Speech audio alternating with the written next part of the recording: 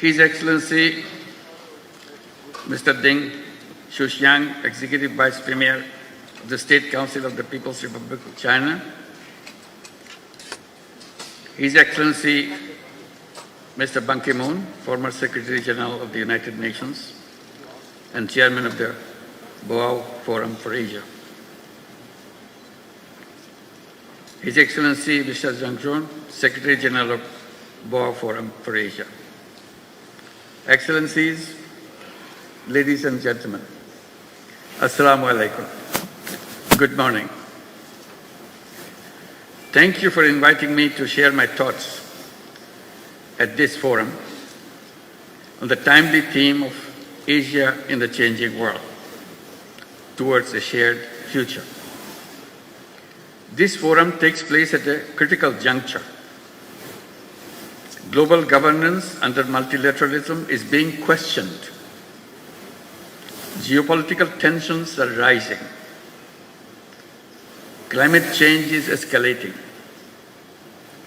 Debt burdens are unsustainable. Humanitarian crises are growing. Political will for development cooperation is weakening. The world is facing an alarming shortfall in collective action.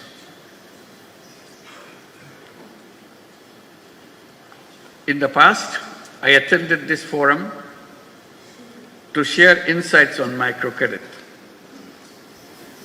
Today, I stand before you in a different capacity, representing a Bangladesh that underwent a historical transformation in July-August last year.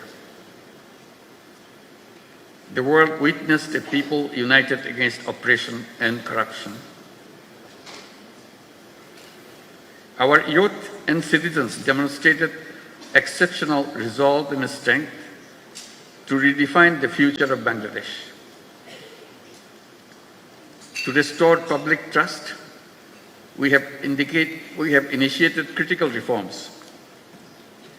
Independent commissions have been launched to reform the electoral system, judiciary, civil administration, law enforcement. These reforms, when implemented, will bring about fundamental transformation for our nation. Excellencies, as we build a new Bangladesh, we face multiple challenges which are shared by other Asian countries.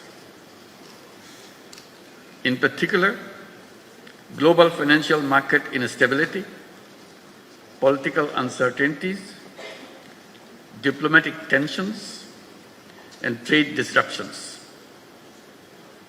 create volatility. Rising interest rates and debt servicing costs are deepening Asia's debt crisis. Despite global commitments to the 2030 agenda, progress is slow.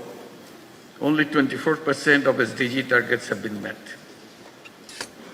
Developing Asian countries face an SDG financial gap of 2.5% to $4 trillion annually. Beyond SDG financing, Asia also needs large-scale investments in infrastructure and economic diversification through responsible financing. Food security is under increasing pressure. Rising prices of essential commodities are straining household budgets, especially for low-income families. Climate change and natural disasters are exacerbating this crisis. The strengthening food supply chain is essential. Energy security is critical, especially for net importing developing countries. Energy supply disruptions drive inflation, economic instability, and debt distress. We must find sustainable energy solutions and scale up investments in renewables. Investing in health and education is critical and crucial for human capital development. A well-educated, skilled workforce drives economic growth and innovation. Countries that invest in universal healthcare see better economic productivity. Digital education, vocational training must be expanded to equip our youth for the jobs of the future. Distinguished audience, our civilization is at risk as we continue to embrace self-destructive economic values. The dominant economic model thrives on limitless consumption. It justifies over-extraction of resources and environmental degradation in the name of growth. We must shift towards sustainable economic models that prioritize people and the planet over the profit. The climate crisis poses an existential threat to humanity. In Asia-Pacific region, climate disaster-related economic losses are already enormous, which is equivalent to $65 billion. Climate-vulnerable countries like Bangladesh are forced to divert resources towards disaster response, limiting investments in productive sectors. We need new, additional, accessible, non-ODA, non-debt creating grant-based climate finance with an equitable distribution between adaptation and mitigation. Universal access to life-saving medicines and technologies must be guaranteed. The COVID-19 pandemic was a wake-up call, highlighting deep inequalities in global health system. Asia should take a united stand in ongoing negotiation of the pandemic treaty. Rapid strides in the data-driven technology, robotics, quantum computing, artificial intelligence are shaping the world. Lower capacity and resource mobilization in Asia compared to advanced economies could further widen digital divide. Data sovereignty and security remains critical concerns. If technology evolves irresponsibly, it could pose existential risk. Asia must close the digital divide and build regional capacity in technology, innovation, and incubation. Ladies and gentlemen, Asian cultural diversity, with its rich tapestry of languages, traditions, philosophies, customs, is a testament to the resilience and creativity of human civilization. The philosophies of Islam, Confucianism, Buddhism, Hinduism, among others, have shaped the global thought, offering unique perspectives on morality, governance, and human spirit. Asia's civilizations have flourished by embracing diversity. Over the centuries, the vibrant exchanges of cultural diversity has not only impacted on the region, but global influence.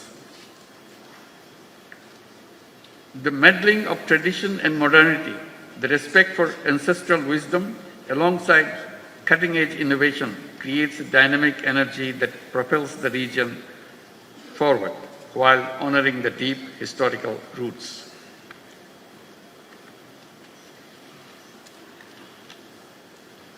Asia's demographic dividend presents immense potential. A growing workforce, particularly young people, can drive innovations and productivity. We must provide them access to finance for entrepreneurship and sustainable solutions. Investing in human capital and in education system aligned with the evolving global job market will shape Asia's future competitiveness. Women's labor force participation in Asia remains low. Gender gaps persist in leadership and decision-making. We must remove barriers to women economic empowerment and ensure equal access to opportunities. In today's polycrisis world, wars and conflicts erode rights and disrupt economics. The genocide in Gaza continues despite global condemnation. The crisis in Palestine is not just an Arab or a Muslim concern, it is a humanitarian issue. The continued tension in Ukraine is heavily tolling on our global supply chain. The protracted crisis in Myanmar threatens regional stability. For more than 7 years, Bangladesh has been hosting over 1.2 million forcibly displaced Rohingyas who are Myanmar nationals. We continue to bear significant social, economic, and environmental costs. The UN Secretary General recently visited the camps in solidarity.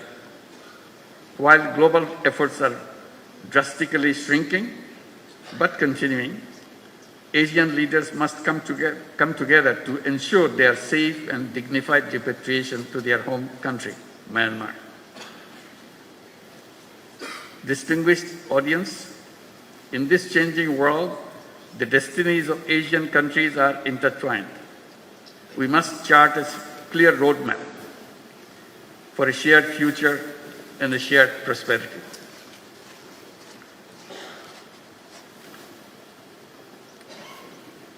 First, financial cooperation. Asia must create a sustainable financial mechanism. Regional MDBs and similar institutions should lead this effort. We need reliable funds that address our challenges and meet our growing demands. Second, trade cooperation. Asia remains one of the least integrated regions. This weak integration stifles investment and trade. We must work to boost trade cooperation immediately. Third, food and agricultural cooperation. We must promote resource-efficient farming. Domestic production must be enhanced for food security. We need to reduce imports reliance and achieve self-sufficiency. Expanding tech-based sustainable agricultural solutions and innovations in regenerative and climate-smart farming is key. Finally, mobilizing intellectual resources and youth power must be at the center of our collective actions. We must lay the foundation for a new civilization, a self-preserving and self-reinforcing society. We must create a world of 3 zeros: zero net carbon emission, zero wealth concentration, and zero unemployment. Our economy should focus on social business, which is increasingly regarded as to chart the future of business, where innovation, purpose, and responsibility converge. Boao Forum and other similar initiatives in Asia should enhance collaboration of youth and entrepreneurs, and particularly youth entrepreneurs, to make Asia a better place for our generations to come. As I mentioned, always, every young person should grow up as a 3-0 person, with zero net carbon emissions, zero wealth concentration, and zero unemployment through entrepreneurship and social business. This is the shared future we in Asia must create together. Thank you very much for your attention.